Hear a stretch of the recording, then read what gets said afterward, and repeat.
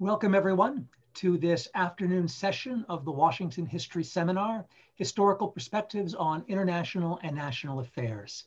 This afternoon, we will be focusing on a recent book by Joan Wallach Scott, Professor Emerita at the Institute for Advanced Study, entitled On the Judgment of History, published by Columbia University Press in 2020.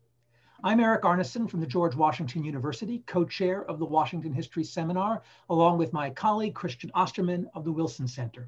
The seminar is a collaborative venture of the Woodrow Wilson Center's History and Public Policy program and the American Historical Association's National History Center. For over the past decade, we have been meeting weekly in pre-COVID times in person at the Wilson Center since pandemic restrictions in this webinar format.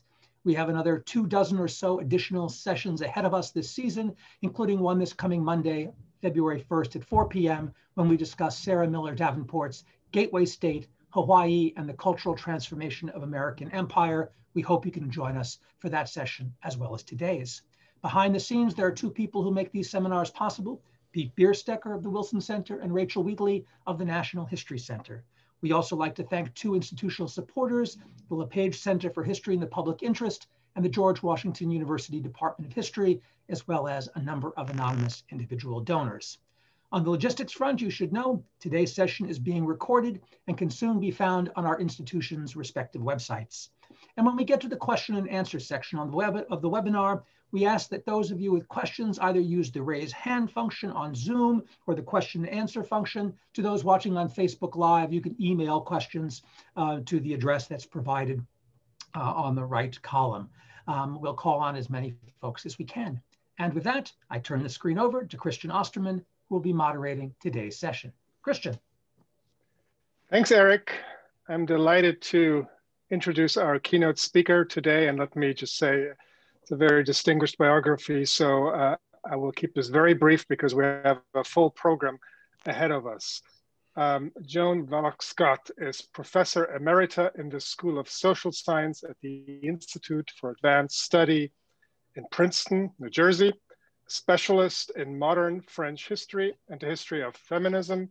She perhaps is best known for her 1986 article, Gender, a Useful Category of Historical Analysis. Among her many, many books are The Politics of the Veil, published in 2007, Sex and Secularism, 2017, and Knowledge, Power, and Academic Freedom, published in 2019. She is obviously one of the leading scholars of our time. Today, she will be speaking about her new book, On the Judgment of History. Joan, the Zoom room is yours. Thank you. Thanks very much. And thank you for inviting me to do this. And again, thanks to Fran and to Tom for agreeing to comment. Zoom is always a harder format to do all of this in, but I'm glad we're being able to do it.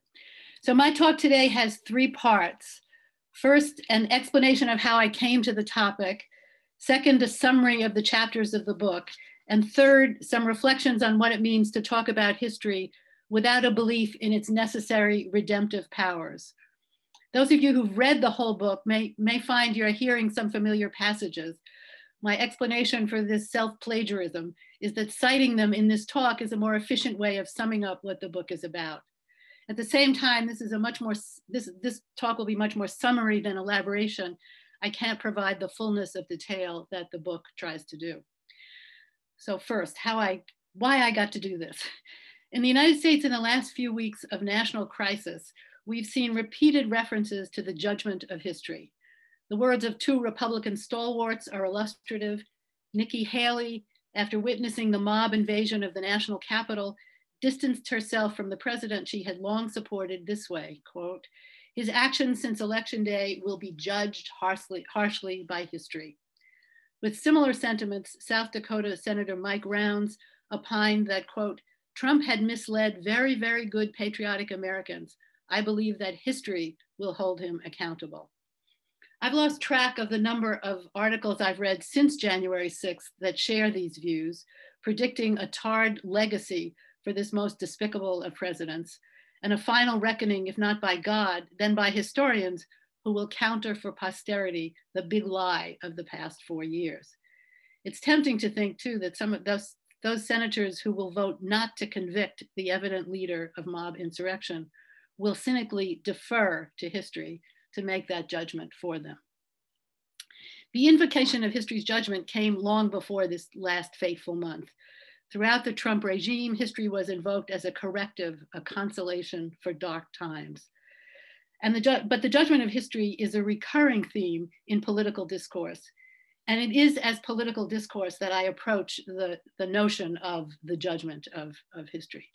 In the book, I cite, among others, Fidel Castro's retort to the court that sent him to prison in 1953, "History will absolve me," he said. And there's Martin Luther King's citation of the abolitionist Theodore Parker's belief that the arc of the moral universe is long, but it bends towards justice. History in these pronouncements is not so much the story of the past, but rather the account that will be given of our present to the future. Not simply a dispassionate account, but a moral judgment about the actions unfolding before us. It is that view of history, a relic in many ways of 18th and 19th century belief in the inevitably progressive direction of evolution, that I examine in my book. I was moved to do it by a certain surprise at my own reaction to the Charlottesville, Virginia Unite the Right rally in 2017. As I watched in horror and disgust as neo-Nazis and Klan wannabes marched to save their version of white America, my first thought was, whatever happened to the judgment of history? By which I meant, hadn't we arrived at a consensus about what is no longer politically acceptable? Wasn't never again the vow of the victors of World War II? Even as that thought came to mind, I knew, trained historian that I am, that there's no closure for history, no single story that can be told. In fact, much of my work has been devoted to challenging the master narratives that have schooled national histories for so long. So where did this reflexive response come from? What was the source of its powerful hold, not only on popular discourse, but on myself, and as it turned out, many of my colleagues? I think there are several answers. One has to do with a conviction of moral certainty. Another with a need for consolation in the long, if not the short term. Still another amalgamates religious faith in a just God with a secular belief in the redemptive power of human reason. Historians become exemplars of this reason when they are entrusted to set the record straight. It's also a fantasy of revenge. They can escape punishment now, but they will suffer the consequences of their actions in the end. To condemn someone to the judgment of history is to utter a threat, a curse, a promise of permanent disgrace, a prediction of eternal damnation. Yet there's little efficacy, political or moral, in those words. And as I've said, they hardly reflect my ideas about the writing of history. Those come closer to the more cynical or perhaps realistic view expressed by Attorney General William Barr in response to a reporter's question about the president's decision to pardon the convicted felon Michael Flynn. When history looks back on this decision, the reporter asked, how do you think it will be written? History is written by the winners, Barr replied, so it largely depends on who's writing the history. Much as I deplore Barr's politics, above all the way he's undermined the rule of law and the constitutional separation of powers, I don't disagree with his assessment, which for those of you Frankfurt School fans will sound a lot like Walter Benjamin. There's no autonomous force of history inevitably bending in the direction of justice. History is what historians decide is the meaning of the past. And as Barr recognizes, it is most often official history, the story told by the victors, that prevails. If the judgment of history is delivered by the victors, it serves to legitimate their rule. It leaves out the challenges they have faced and the violence they may have committed to prevail. It implies no feasible alternative to the direction events have taken. Indeed, it depicts those events as inevitable. If belief in their inevitability justifies the victors, it can also depress those who oppose them, making their struggles seem futile since the outcome is imagined to have been preordained. The idea of an inevitably progressive direction for history can, of course, inspire us to act, but it also can deter us. If the future is guaranteed to be better, then why bother to hasten its arrival? My answer to that question, one I know is shared by many historians, is that human action makes history, and it is we historians who decide what counts as that history. There are no guarantees about what the future will bring. There's only the determination to change things or to preserve them, and conflicts among humans about what direction to take. These conflicts take shape in specific social, political, cultural, and economic contexts, justified by ideology, by ethical and moral precepts, and by appeals to aspirational ideals such as equality and justice. It's not only the victors who make history, but those who challenge them as well. The fact of conflict means that history is never settled. There's always another story to write about what happened in the past and how we got to the present. Professional history writing itself reflects those conflicts.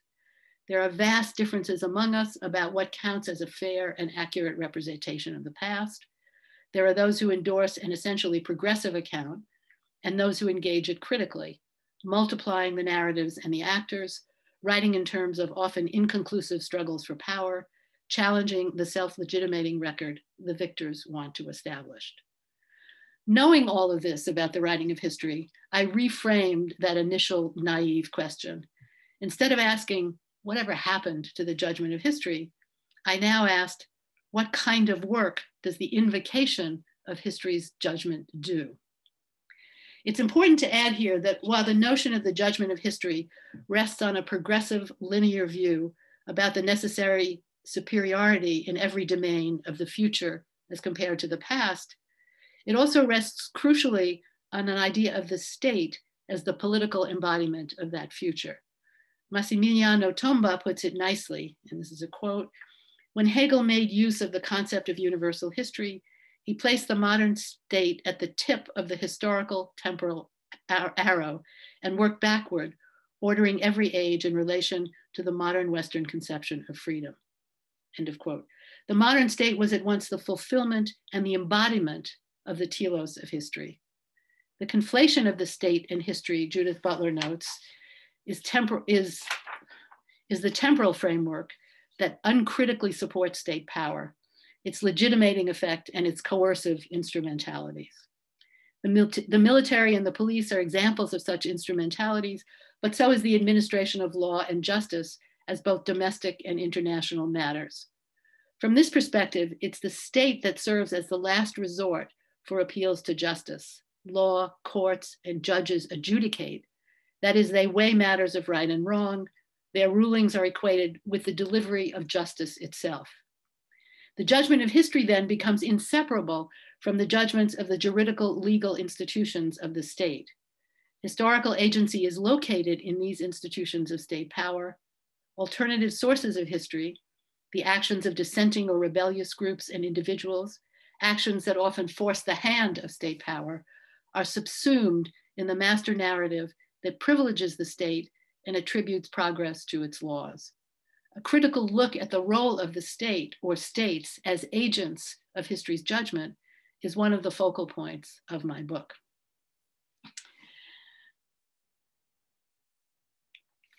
Since the initial task before me was a series of 3 lectures, this book is based on the Ruth Benedict lectures at Columbia University I gave in the spring of 2019, I took 3 cases as my object. These were the International Military Tribunal at Nuremberg, Germany in 1946, South Africa's Truth and Reconciliation Commission, the TRC, in 1996, and the centuries-long ongoing movements for reparations for slavery in the United States. In each of these cases, the role of the state as the ultimate source of history's judgment is in play. There's a similar logic operating in 2 of the cases, Nuremberg and the TRC, in which an evil power, Nazism, apartheid, is called to the bar in the name of its victims by a benevolent or set of benevolent state powers. In contrast, the reparations movements refuse this logic, taking the nation state to account for its repeated failures to bring justice to the enslaved and their descendants. In the case of reparations, the agents of the judgment of history are not states, but those who have endured enslavements and its legacies. Reparations furnishes a critical counterexample to the first 2, but in all 3 cases, the central issue is race.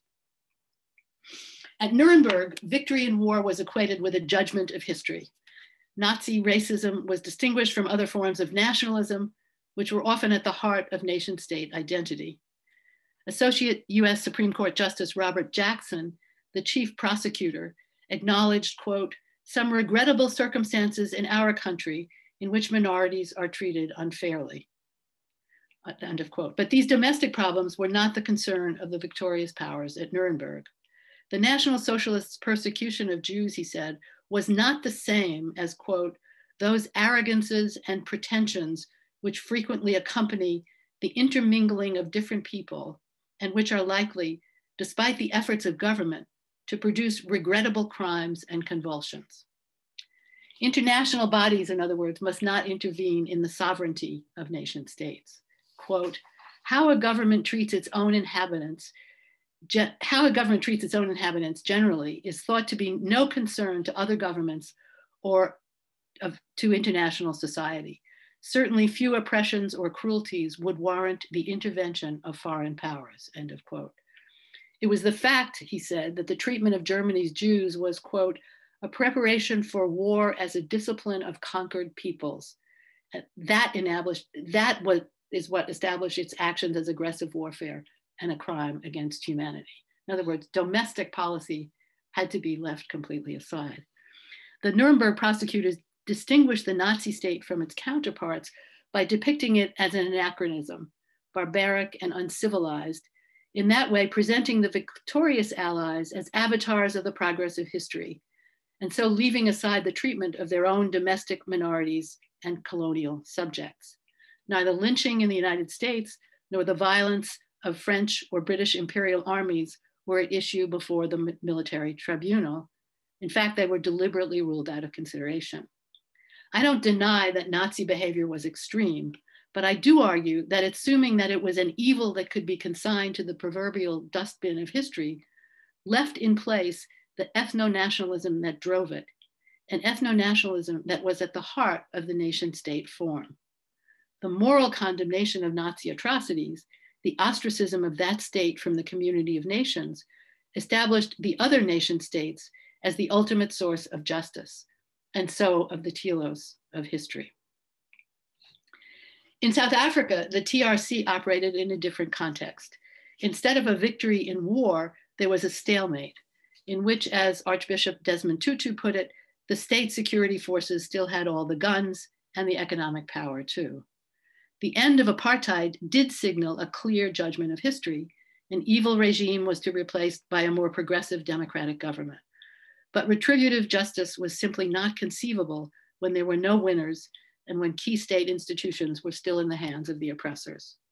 The job of the TRC was to function as a quasi-judicial forum, mediating the transition to a new national regime, hearing witnesses, but unable to impose punishment.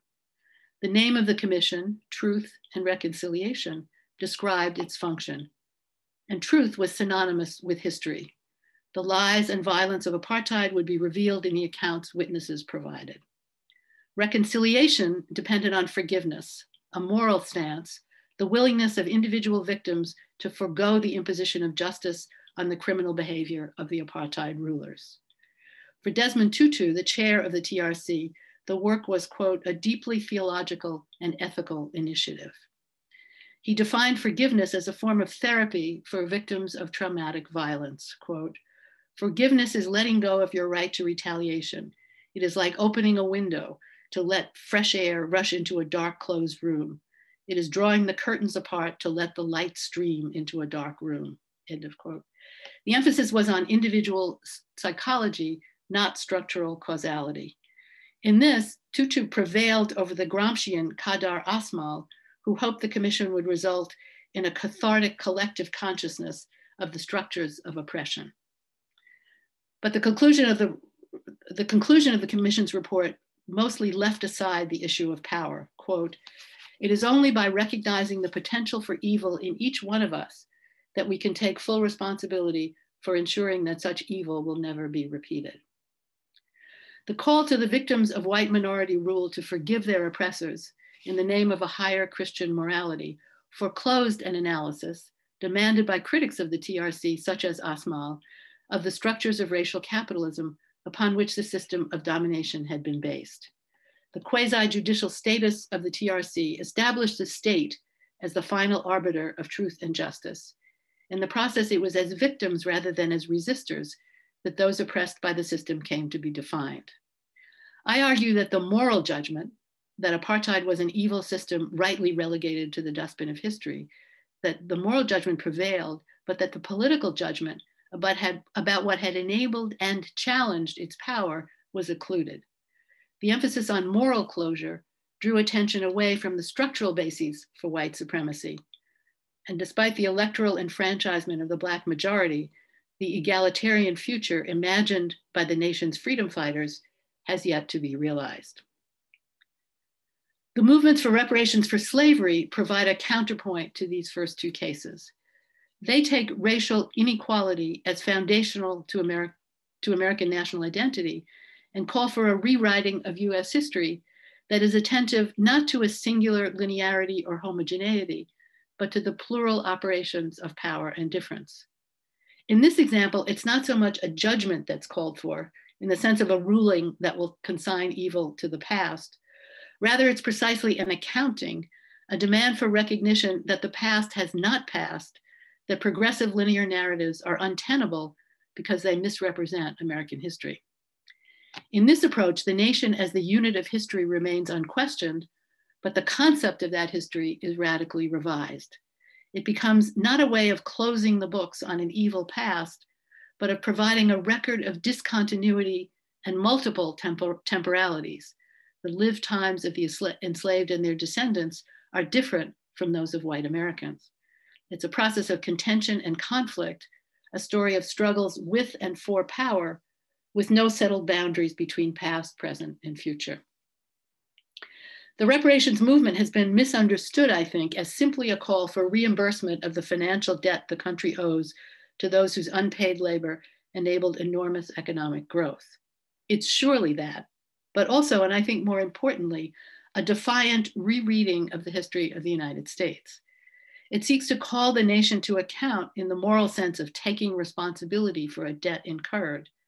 As Ta-Nehisi Coates put it when making the case for reparations, quote, "For Americans, the hardest part of paying reparations would not be the outlay of money.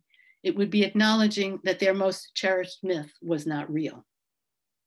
As he interrogates the myth, visits to Civil War battlefields supplement his historical self-education. He realizes that he lives in a country that, quote, "will never apologize for slavery, but will not stop apologizing for the Civil War." He becomes haunted by history. And quote, "and now the lies of the Civil War and the lies of these post-racial years began to resonate with each other. And I could now see history awful and undead reaching out from the grave." There's no satisfying closure offered by this history. It requires what the anthropologist David Scott calls a moral and reparatory history, a history of the fundamental claim that unrequited wrongs remain wrongs still, that they do not fade with the passage of time. That was a quote. It is the recognition of this history that renders untenable the progressive narrative of American democracy, putting in place a more complicated, uneven story in which time and place have multiple valences and which debt is a central figure. And one of the interesting things to me was the way debt figured in the reparations movement, both as something that the former slaveholders used to re-enslave freed Blacks, but also as something that is owed to slaves and their descendants. That debt, that second debt, is something in excess of a monetized obligation, something closer to the biblical sense of the word, a type of offense requiring expiation, a sin.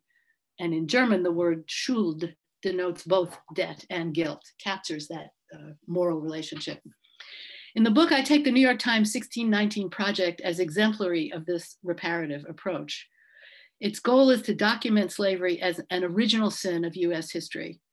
From this perspective, is there such a thing as a judgment of history? It's always contingent and never final. It's instead one delivered by people acting to bring about change. They act, they write, they protest because the conditions of their lives and the ethical principles by which they live lead them to defy or resist the policies and actions of those who govern them. Writes Coates, quote, "Reparations would mean a revolution of the American consciousness, a reconciling of our self-image as the great democratizer with the facts of our history, end of quote. If activists believe that progress is possible, they nonetheless refuse the idea that the juridical processes of the state can ensure that progress. It's precisely because they don't believe that history will guarantee a better future that they act to bring a different future into being. It's no wonder, of course, that 1619 was called into question by consensus historians, those who have committed their careers to documenting the story of America as driven by enlightened liberal principles, despite some regrettable setbacks, but also by some Marxists who argued that class, not race, was the American story. The consensus historians denounced 1619 as a biased distortion of, quote, objective historical facts, as if interpretation were not always at stake in historical writing. What is at stake in projects like 1619 is not a substitution of politics for facts, not a belief in a preordained future, but a determination to rethink history in order to alter the present. The historian's assault was seconded by a Trump executive order, the 1776 Commission, to protect the historic story of our nation from so-called left-wing ideologues. I don't have time to go into the details of that project, but the revelations in recent days of its alternative facts and plagiarism has been comforting. Suffice it to say that the Biden administration has confined the 1776 report to the proverbial dustbin of history where it belongs. In the final chapter of my book, I turn to the implications of my arguments for the relationship between politics and history. I address the question of what the loss of belief in history's final judgment means for those who want to bring about a better world. I explore some of the different ways in which philosophers, historians, and political theorists have thought about these issues. And I end with a turn to Michel Foucault's writing on governmentality. The emergence of states as the dominant form of political rule produced not only obedient subjects, he suggests, but insubordinate ones, those who objected to being governed like that. Quote, not to want to be governed like that means not wanting to accept these laws because they are unjust, because they hide a fundamental illegitimacy, end of quote. If there's no guarantee of a better future, we can depend neither on an autonomous force, history with a capital H, nor on the ultimate good sense of some putative universal human reason to implement regimes of equality and justice. It's precisely the impossibility of the arrival of Judgment Day, in the sense of a final reckoning or a final truth, that moves us to action nonetheless. That action is inspired by ethical principles and by history's evidence of defiant refusals to submit to the rule of the powerful. These alternative histories enable us to think and write history differently. So it's in these terms that I think we ought to write our histories, not as the unfolding of linear logic, but as stories of never-ending quests, as contests for power that don't take temporary victories to be final determinations, and as the collective effort of those who, in Foucault's words, refuse to be governed like that, and whose refusal, whether or not it is triumphant, constitutes a movement for change. Walter Benjamin, writing of the French revolutionary Auguste Blanqui, insisted that his activities, quote, certainly do not presuppose any belief in progress. They merely presuppose a determination to do away with present injustice. I conclude the book with these words. It is, and these are the words I think that finally express my own sense of the relationship between a history without redemptive promise and a politics of that, a progressive politics, whatever that means. It is not the fear or promise of history's judgment that moves us to act, but the sense that in the face of what we deem to be injustice, we have no other choice. Thanks. Thank you so much, Professor Scott. We are privileged to have two distinguished scholars launching our discussion here today, Professor Francine Hirsch and Professor Thomas Holt.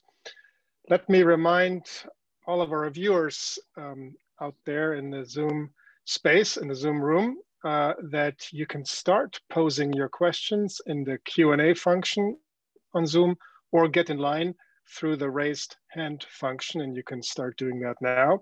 You can, for those who are watching us on Facebook, you can also email Rachel Wheatley at rwheatley@historians.org. I'm somehow lost. Shit. You're good. We can see you. I can't see you though. I don't know what's happened. Oh, all right. You're coming in clear. We can see and hear you loud and clear. Yes. Well, we'll go ahead and start with the comments and questions by Dr. Hirsch. Francine Hirsch is the Vilas Distinguished Achievement Professor of History at the University of Wisconsin-Madison, where she teaches courses on Soviet and modern European history and on the history of human rights. She received her PhD in history from Princeton University in 1998. Her first book, Empire of Nations, Ethnographic Knowledge and the Making of the Soviet Union, received a number of awards, including the Herbert Baxter Adams Prize of the American Historical Association. Most recently, she has published her masterful Soviet Judgment at Nuremberg, a new international history of the International Military Tribunal after World War II, which we were fortunate, privileged to launch here in the Washington History Seminar this past fall. As an alumna of the Wilson Center, Fran, it is a pleasure to welcome you back. The Zoom room is now yours. Thank you so much for that lovely introduction. It's a real honor to participate in this panel today, and really what a time for it, right? Amidst current plans for the Trump impeachment trial and so many months of talk about the judgment of history. So I enjoyed the book immensely, and the many big questions that it poses about reckoning with the past. And I've organized some comments and questions today into 3 sections: on history, the law, and reckonings, on Nuremberg and the politics of compromise, and on historical contingency and unexpected possibilities. So first, to talk about history, the law, and reckoning. So your book sets out to unpack this idea of history's judgment, right?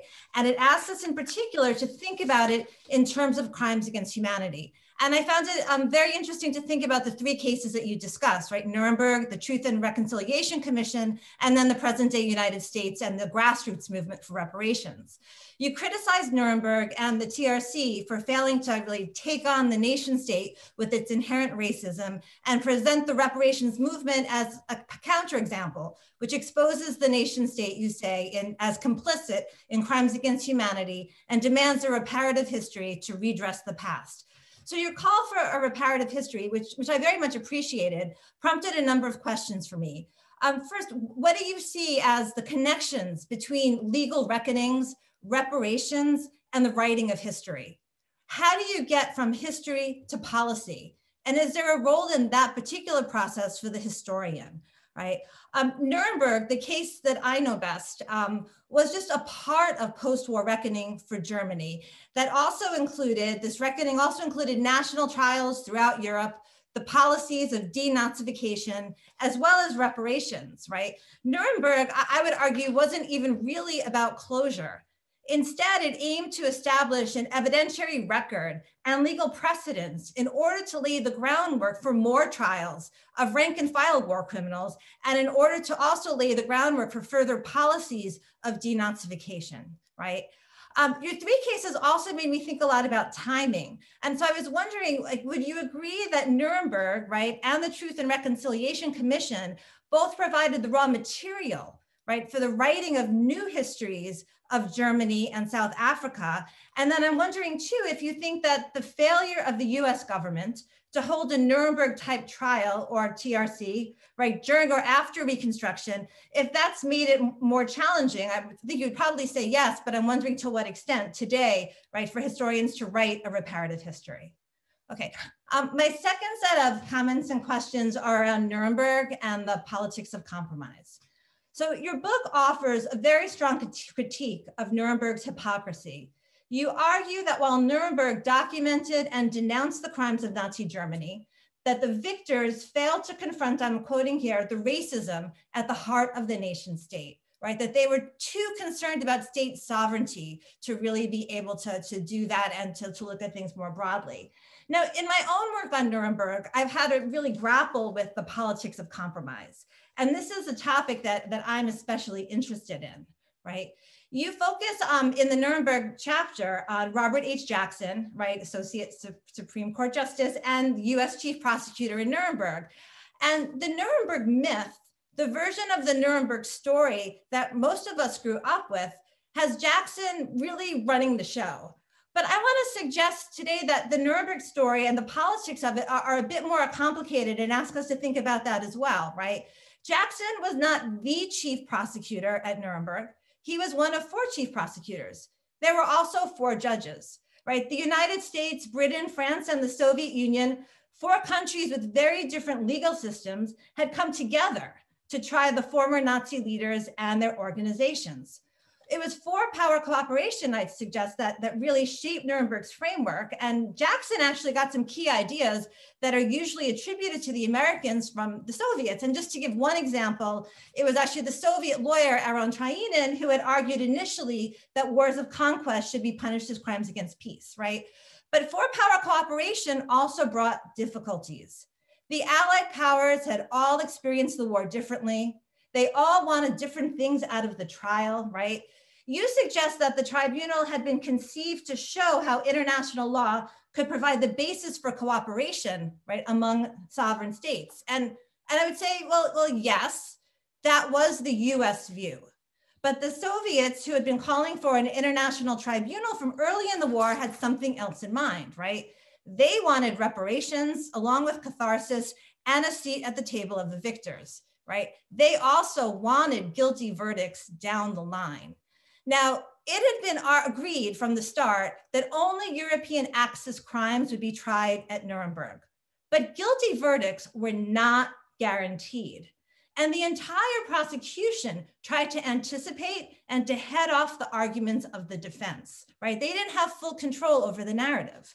And notably, European imperialism, which is one of the things you talk about in the book, right? It actually was not a blind spot for the prosecution.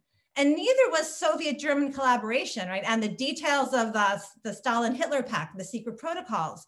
At Jackson's urging, in fact, the 4 chief prosecutors had reached a quote unquote gentleman's agreement, as the Soviets like to call it, to try to keep these European imperialism and these other topics out of the courtroom. But the thing is that the judges were not in on this agreement. And I would say that that's important to the story, because the defendants at Nuremberg did manage to bring up European imperialism, along with the details of the Hitler-Stalin Pact repeatedly, and they became part of the historical record through the trial transcript, right? And then we have that now through the transcript, all of it. Now, you're right that Jackson and others sought to limit the crimes against humanity charge to apply to crimes carried out by the European Axis powers in connection with the aggressive war charge, right? In connection with the planning and waging of wars of conquest. And in the 4 power deliberations in London that you cite in the book, right, about the Nuremberg Charter in the summer of 1945, Jackson had explained, and I'll quote Jackson here, that it was a long-standing tenet of US foreign policy to stay out of the internal affairs of other countries, right? And it's immediately after that there's the quote that you cite about the regrettable circumstances, right? That we have in our own history in which minorities are unfairly treated. Now, the thing is, as a representative of the US government, Jackson felt himself constrained, but he got pushback. The French representative in London, André Gros, had opposed such a restrictive approach to crimes against humanity, calling it a travesty. Now, the restrictive definition of crimes against humanity that Jackson favored did go into the Nuremberg Charter, right? That's a fact. But, and I would say that this is significant, after Nuremberg, the French and other jurists pushed for a more expansive understanding of crimes against humanity that extended to a state's actions against its own citizens. All right, and this brings me to my last set of comments and questions, which have to do with historical contingency and unexpected possibilities. Now, I think we can all acknowledge that there was hypocrisy built into Nuremberg and that there was hypocrisy built into the TRC. But does that mean that it would have been better not to have held these reckonings at all?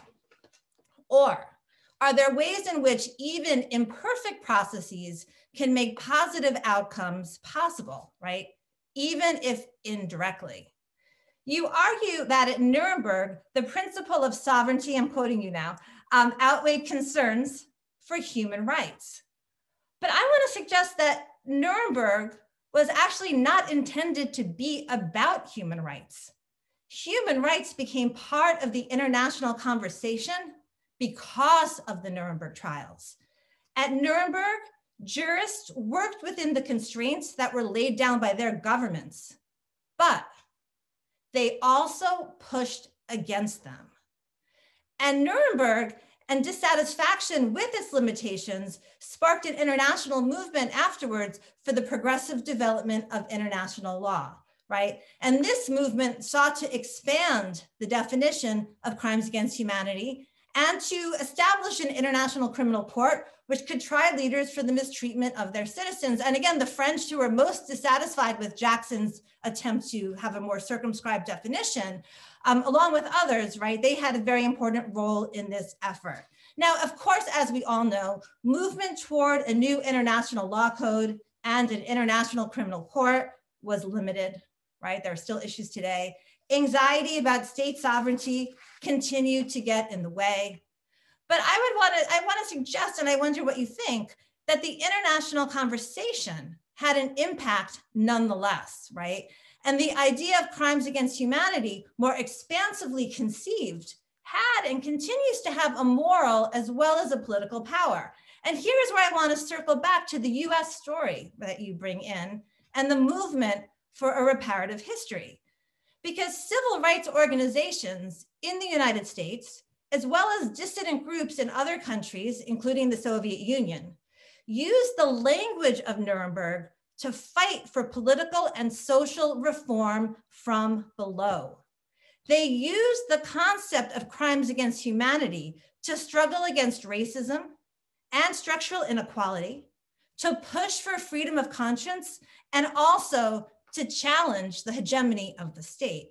Which brings me to my final question, which is, to what extent, if at all, do you think that your critique of Nuremberg, right, that you present in the book, and of these commissions in general, right, has been shaped by the ideas that Nuremberg itself brought into being?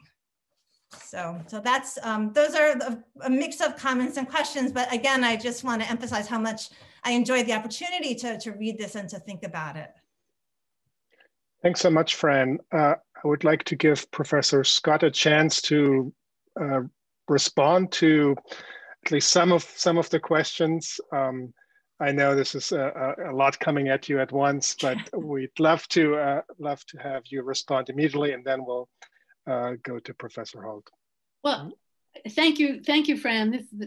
Some of this is really very interesting material, and I haven't read your book, but I have watched your discussion about it, and so have some sense of what it is you've done with the Soviet side of the Nuremberg trials. I guess my overall reaction is that I was telling a different story from the one you want me to tell. That is your citing of all of these details, many of which I don't disagree with at all, that Nuremberg, there was a compromise necessary among the four prosecutors, the four countries coming with very different legal systems and all the rest. That was surely the case. And you're raising the question about the unexpected possibilities that can follow. I'll come to that, I guess, in a minute. But I think that the story I wanted to tell was not the detailed story of Nuremberg, or for that matter, the TRC.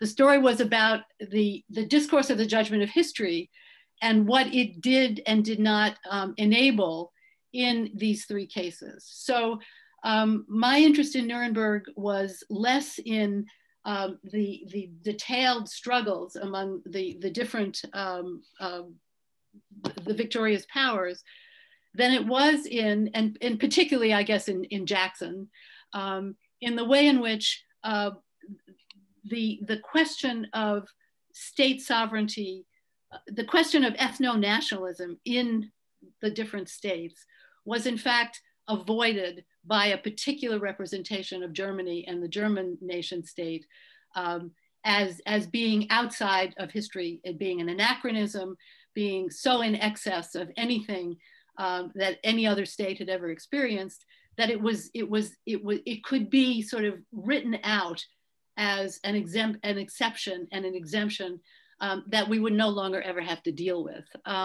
So it was the way in which this group making its judgment despite all the arguments and the differences, and despite the fact that the Soviets raised a different set of questions from the French, although François Monton agreed very much with Jackson about what the role of states, what the role of the commission was in relation to the sovereignty of nation states, and what the German exception was to nation state behavior.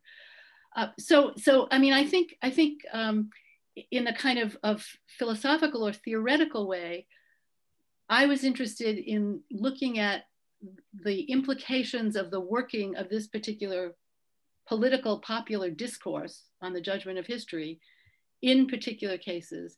I was more interested in that than I was in writing a detailed history of the deliberations that went on at Nuremberg. As far as the question of historical contingency, I don't disagree that all sorts of unexpected and unanticipated impossibilities emerge from imperfect processes. But I also think that there are, and that international conversations had an impact.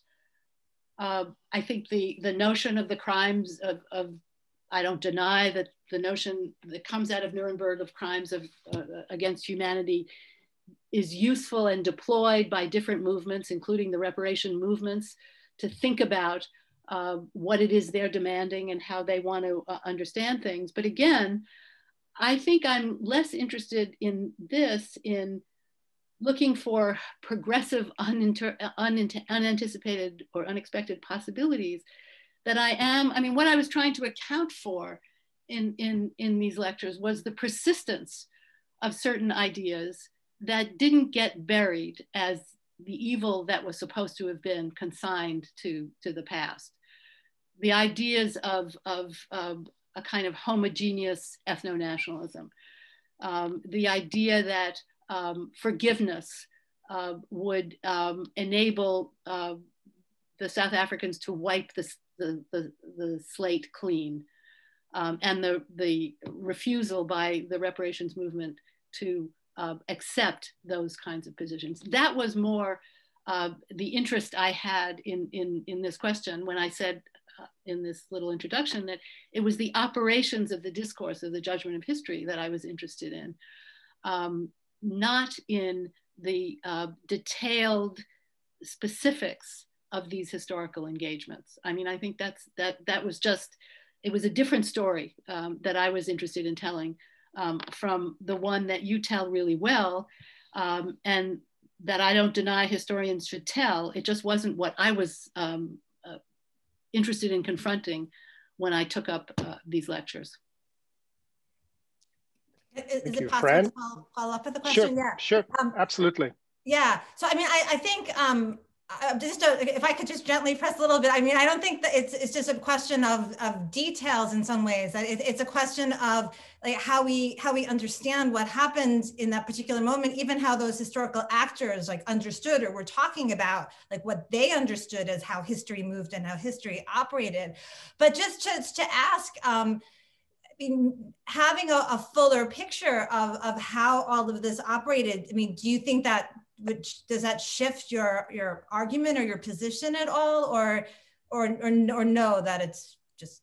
Well, yes and no. I mean, I know that the Russians, for example, wanted guilty verdicts. I mean, I know some of the story that you were telling. I don't really see in that example how the negotiations among the four judges speaks to the question of the notion that there was closure to be established, a judgment of history. Jackson calls it a judgment of history, to be sort of put into place. I don't see how those details, and I do think they are details. We're going to disagree on that one. It's okay though. It's a different way of thinking about history. The details are important, but I don't think they change the way I would argue that the attempt to establish closure in certain terms, the notion that Nuremberg did indeed close a chapter, even though it didn't, but the sort of the notion that that was possible or was the case attaches to this idea of the judgment of history a kind of power that in fact it doesn't have. But I'll just say one more thing. I don't want to take up too much time. I want to be able to move on. But again, just in terms of this closure thing, which I think is really important. Again, it depends on, because there were 4 powers, right, that are a part of this Nuremberg moment. The Soviets and the other powers didn't see it as closure as much as they saw it as, again, opening the door for more judgments, to be able to further evaluate. But I don't want to get too in the weeds. I gladly cede the floor to Professor Holt. And but yeah. I mean, I don't, again, I don't disagree with that, but you're talking about the possibility of making more legal, political judgments in these cases, right? Bringing more Nazis to trial, punishing the Germans more than they had been punished. Is that what you're saying? It's future trials, it's denazification, it's the rewriting of history also on the basis of all the evidence that has been brought to bear in all of these trials. And the purpose of the rewriting of this history, the purpose of presenting the documentation from the trials, is to show the evil of the Nazi regime, right? Among other things. So still in the continued process of historical discovery or legal adjudication, there is some notion of closure, of a judgment of history about to be made, or that can be made, and that will denazify, that will end this story for good. And it's the question of ending the story for good, of assigning evil to the past, that is, for me, one of the operations of the judgment of history that I'm interested in. So your further examples here are more examples of the point I'm trying to make in relation to my more limited reading of the Nuremberg trial. Okay, thank you so much. I appreciate that. Thank you. I think this is a really productive discussion. Very quietly, one of the giants in our field has been waiting for his turn. Let me bring him into the conversation now. Professor Thomas Holt, currently the James Westfall Thompson Professor Emeritus of American and African American History at the University of Chicago. He has written extensively about the experiences of people in the African diaspora, especially those in the Caribbean, Europe, and the United States. His study of Jamaica's economy, politics, and society after slavery, the problem of freedom, race, labor, and politics in Jamaica and Britain, 1832 to 1938, was awarded the 1995 Elsa Gouveia Prize by the Association of Caribbean Historians. And his earlier study of emancipation in the American South, Black over White, Negro Political Leadership in South Carolina during Reconstruction, published in 1977, received the Southern Historical Association's Carl Sidner Prize in 1978. His most recent works are The Problem of Race in the 21st Century, published in 2000, Children of Fire, A History of African Americans, 2010, and The Movement, The African American Struggle for Civil Rights, which is scheduled, if that's still, I hope that's still correct, for release by Oxford later this month. Professor Holt, the Zoom room is yours. Welcome to the Washington History Seminar. Oh, thank you. I'd like to begin first by with a simple expression of my appreciation for Joan for writing this book. And what I mean by that her reframing of the reparations discussion, which is how I take this main theme running through here, around these three cases, will hopefully gain a broader political as well as intellectual audience for a more serious engagement with slavery and its afterlife than we've seen in either the broader public sphere and certainly in terms of our politics. The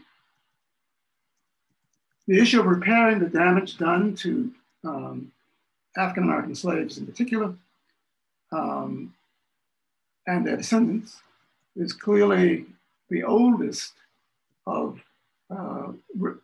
oldest reparations debate.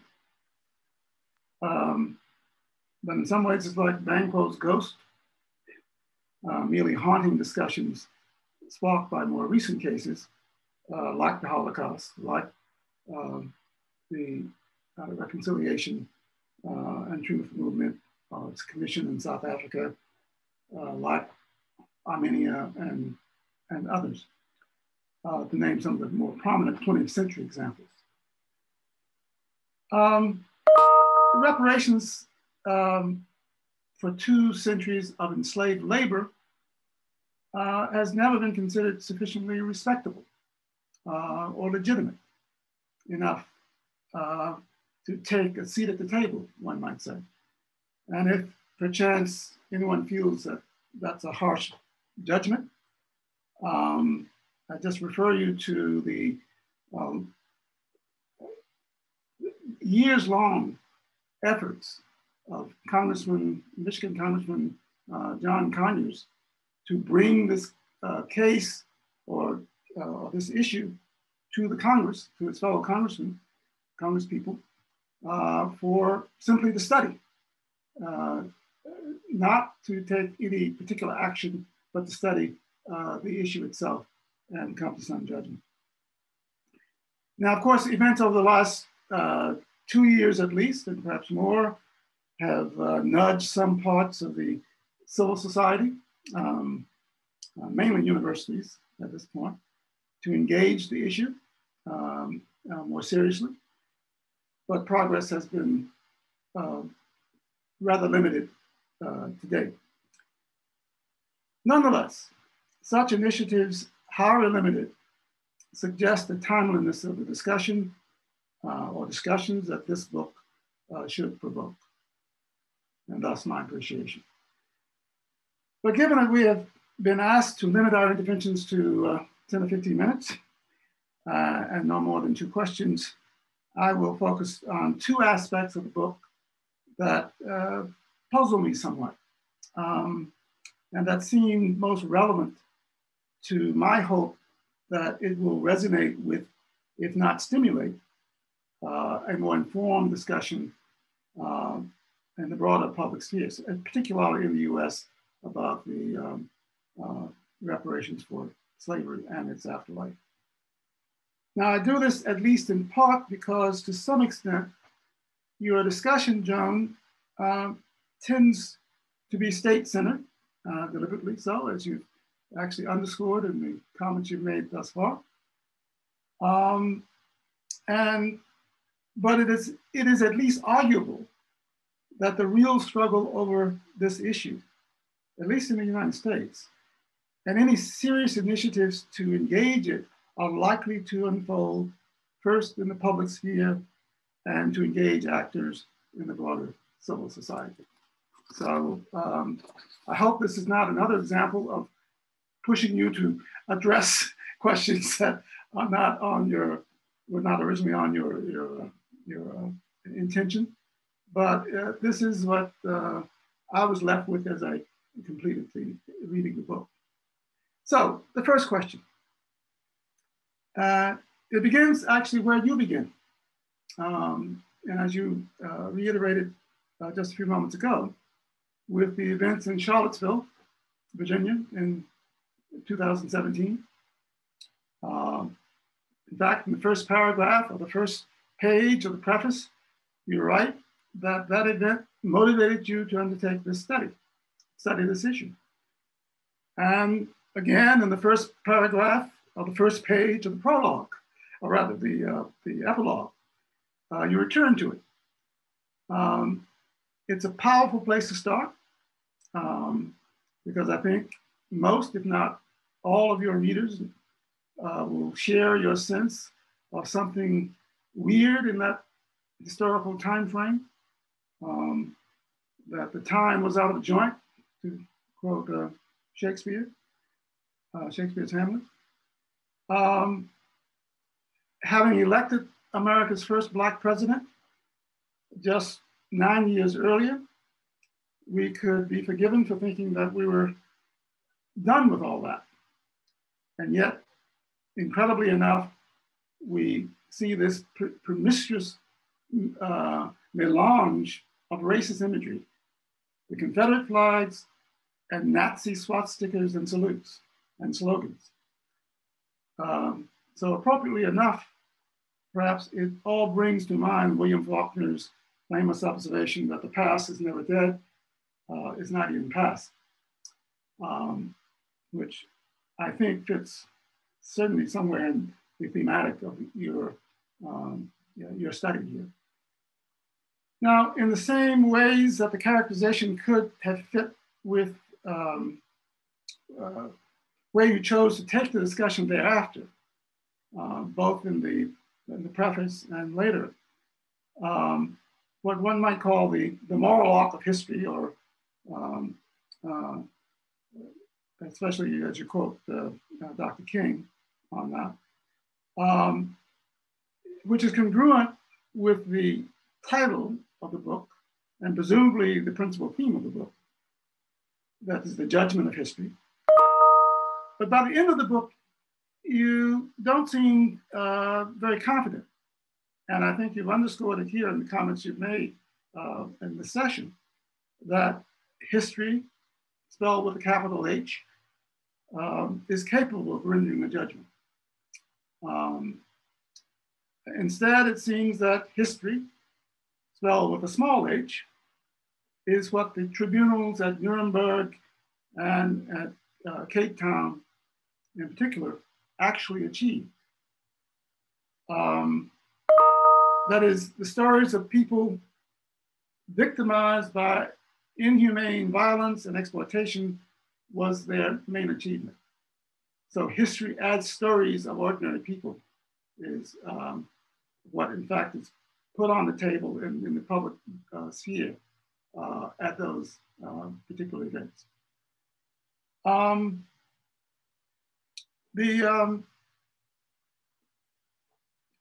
And it also appears that in the telling, that the principal achievable goals of reparations for, in this instance, slavery and slavery's afterlife, is what, in fact, is what's brought to the fore. Now, of course, when I add slavery's afterlife, I introduce instances of violence and exploitation that stretch deep into the 20th century and even to the present day, which makes the American case not just about land and a land and a benighted people long ago, but about our fellow citizens today. And so in that way, it is also, as you've underscored in these comments, in some ways an exception, or at least a variation on the cases that you're discussing here, the issues you're discussing here. So given that, in the interest of time, I'll cut to the chase. Is it really intellectually satisfying, much less politically viable, that the accounting that you and others invoke be limited to getting the history right? given that the very real impact of the past on the present is of another order of magnitude. Or to perhaps put it another way, putting the question what is the relation in your view between the little h history of the everyday and the capital H history whose judgment we would welcome or fear? Those are invoked at various points in this account. And there are, it seems to me, some real consequences, or certainly political consequences, in terms of how we understand the relation between them, especially since it is actually the stories of everyday people that may, in fact, reshape our understanding and capacity of the larger public to act and to bring about the reparations or the repair work, whatever form that takes, that we see. So that's, the first question. The second, my second question is also addressing the, what I might call the practical implications of the intriguing comparisons of these three cases that they raise.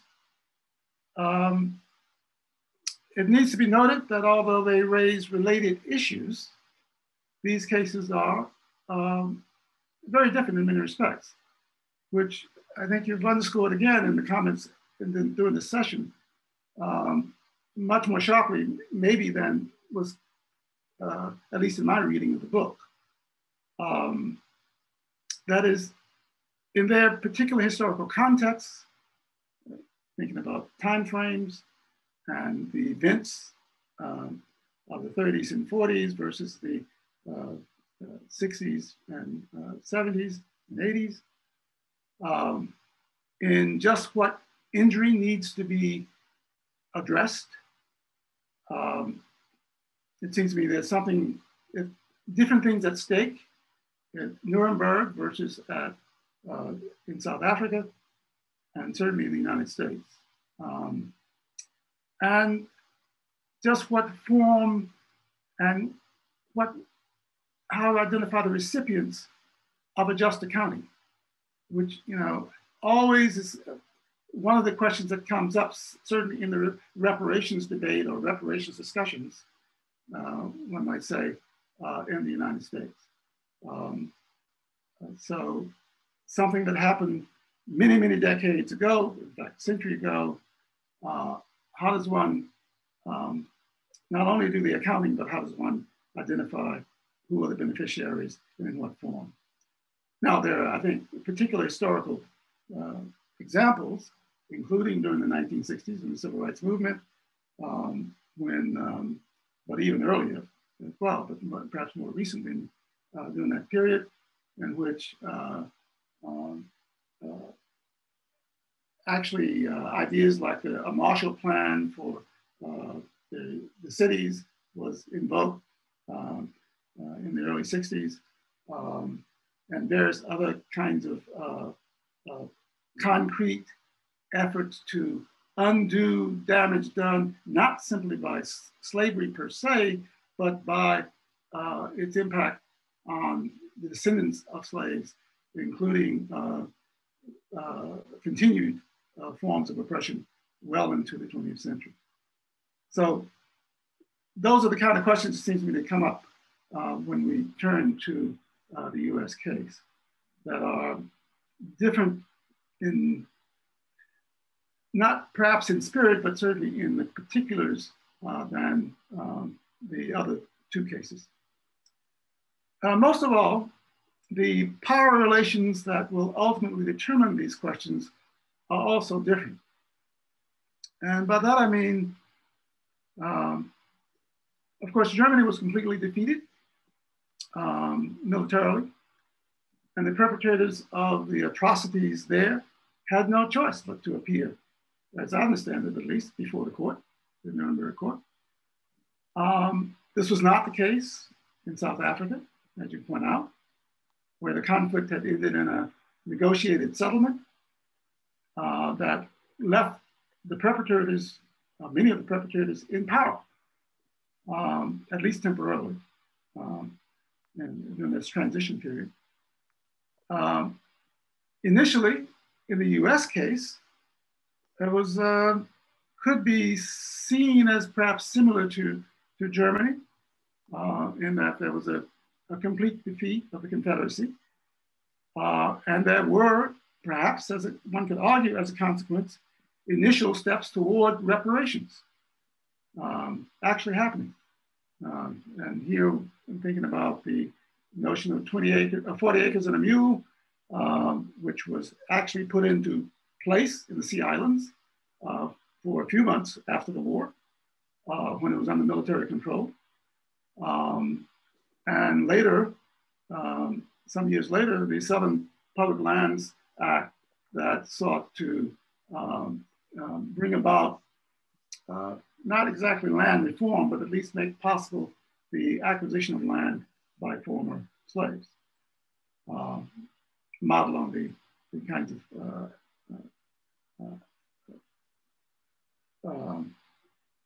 procedures that were followed in the Western states. But political changes, again, in Washington, a few months after the war, and the powerful northern economic interests, it could be argued really certainly compromised and ended those initiatives. So in some ways, there's this similar story as well as differences in these three stories. Now, these disparate developments raise the question of how one evaluates the most, in our present, the most fruitful course of action, and of how to address and determine the addressee of reparations claims.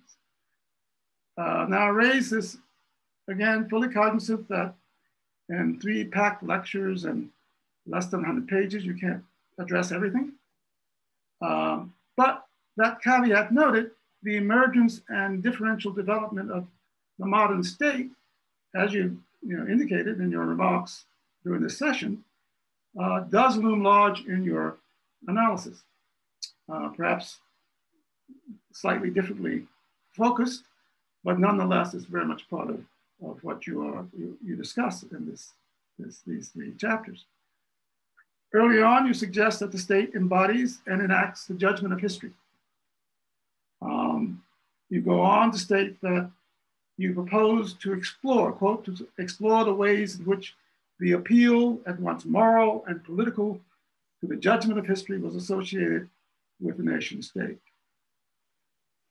Now, although I realize and recognize, and apologize for seeming to pose a question to be answered in just a few minutes that you labored over many months, I'm certain, and many pages to address in the book. But again, I want to draw out, what I want to draw out are the implications, frankly, of making the nation state the addressee of reparations demands. When historically, small h, the historical record of success of such efforts, for various reasons, suggested by these cases that you described, has been pretty dismal. Or to put it another way, are there other possible addressees or venues to seek what you call the judgment of history, rather than the nation state? Thanks. Thank you very much for your insightful comments. Joan, would you like to respond briefly? I'm going to try to do it briefly because I know that I can see in the Q&A, there are questions lined up. So I think my whole argument, Tom, is that the nation state cannot be the addressee for these demands. the judgment of history that I am criticizing, or I am critically engaging, is the one that sees the state and the state and the telos of history as the same thing. And I think the argument of the book is that cannot be the case. That the two first examples show you the limits of those possibilities, and the third, in fact, although the nation state is being not only called to account, but exposed as the place where those demands cannot be met. So that's the state one. The question, I'm going to just quickly say that your question, is it really intellectually satisfying that accounting be limited to getting the history right? And my answer is no. It's not. And that's why in the epilogue to the book, the relationship between a vision of history as autonomously or inevitably redemptive has been, let's put it another way. It's not intellectually satisfying because getting the history right has a political side to it as well, or the notion that history is inevitably going to take care of things for us is one that I reject. That is, and the people who came to the seminar, to the Benedict seminars, pushed me and kept saying, how is it, if you give up the notion that the future will be better than the present or the past, how can you motivate politics? And my answer to that was that the motivation for politics, that's the Foucault that I cited here and in the book, can come not from a belief in the redemptive powers of history, but in the political action taken by ordinary people to refuse to be ruled like that, to refuse the way in which powerful forces are organizing their lives. And it's precisely those stories, Ta-Nehisi Coates calls them examples of defiance, that in fact seem to me the part of the job of historians to write, to enable people to imagine that they can act to make something different, even if history cannot promise to deliver the victories that they hope that they can achieve. So it's at once a sort of pessimistic notion of what history can deliver, but a politically driven, from my point of view, a politically driven notion that these stories of options foreclosed, of alternative ways of imagining how life could be organized, are crucial not only for our understanding of the past, but for our motivation for understanding in the present, our motivation of what it means as political actors to make history. Thank you very much. Let's bring in voices from the audience first, and hopefully faces as well. First, Susan Wyman, if you could please unmute yourself when you're called on. Yep.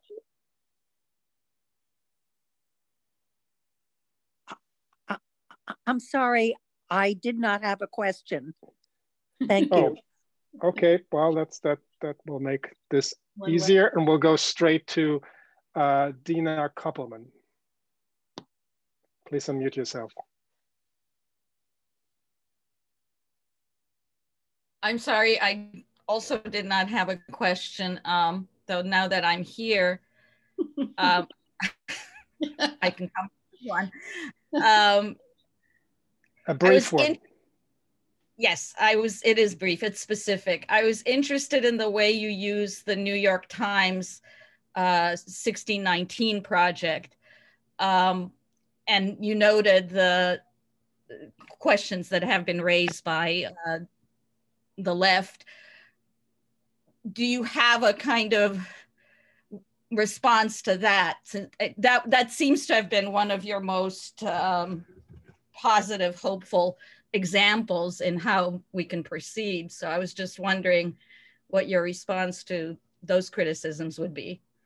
Well, my response to the criticisms of Joan Wallach et al. Are that they're just their insistence on objective facts as an argument against a reinterpretation of American history, I don't buy. And the Marxist argument that class and not race is the issue misses at least some of the writings that I've read in connection with 1619 that are about racial capitalism. I mean, that sort of say that the story is one of racial capitalism. It's not ignoring class. It's looking at the ways in which race and class are instruments of capitalist development in the United States. There are other criticisms of 1619 that it leaves out the other story of Native Americans, for example, who were also displaced and subordinated by settler occupations. I agree with, but I think my reading of 1619 is that it's the opening of a set of conversations about how alternative histories need to be written and understood. Thank you. Let me call on David McBride. Please unmute yourself. Hello. I really enjoyed the book and the follow-up essays. I was just wondering if Joan could expand a little bit more on this point she was just touching on with respect to the validity of the 1619 approach to rendering the past of the U.S. because there's a lot hinging on getting it right, as Professor Hawk mentioned, when we think about the implications for school curriculum and public history, public education and such. So could you expand a little bit more on this question, Joan? Thank you. Yeah, I think thanks for the question. I mean, I think that that it's not so much.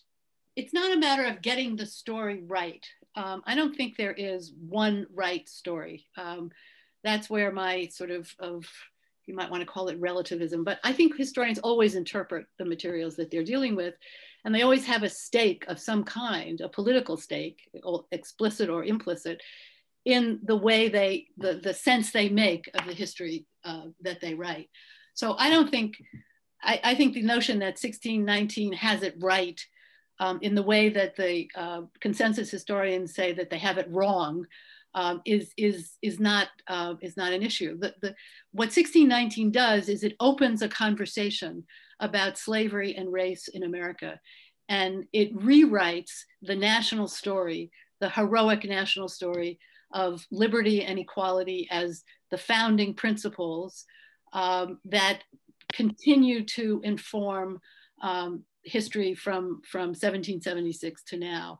So the argument that 1619 is the place to start, or to think about another start, suggests that slavery is a part of the story from the very beginning, from before there is a nation state, and that its history and its legacy need to be included in the national story in a way that many of the more liberal historians have underestimated. That yes, there was slavery, that peculiar institution, but somehow or another we've managed to overcome it, or that each step along the way, Ta-Nehisi Coates in We Were 8 Years in Power undoes that narrative in a way.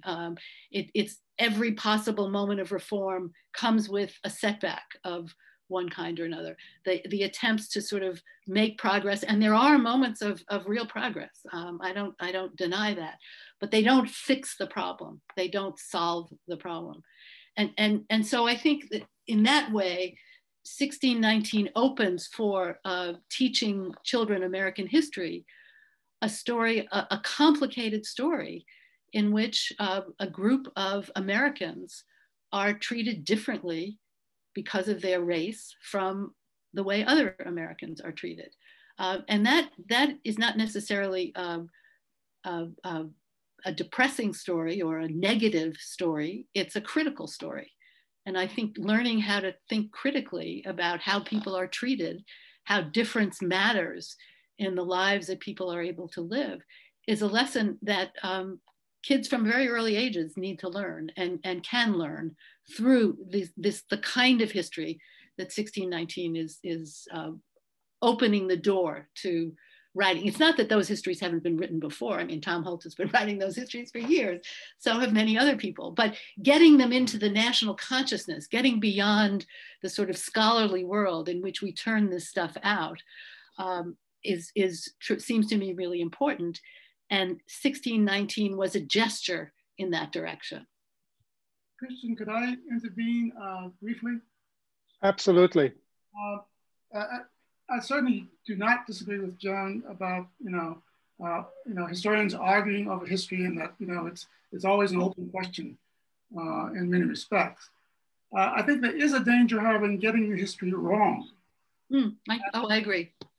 And and what comes to mind, which is relevant to your vignette about Charlottesville, sparking your interest in this topic, is that there was a concerted, certainly on the Confederate side, I know less about the Nazi side, but a concerted effort beginning in the 19th century and certainly by the 1890s to rewrite the history of the Confederacy and of slavery. Mm-hmm. And that has consequences. And the consequences are people marching with flags that they think mean something, different than they actually mean. Mm-hmm. Maybe in some cases they want it to mean that, but so that imagery that I referred to, which is weird, of having Nazi flags, Nazi slogans and so forth, and swastikas, along with Confederate flags, one would have to go again to the small history of the women who organized, these celebrations and so forth back in the 1890s, the archives of the South that were founded to, in fact, preserve the papers of the ruling class and in that particular story, the monuments that were built, mm-hmm. which are now, under contention, and people are pulling them down. But, so history is not simply what's written in textbooks, or, it is all around us.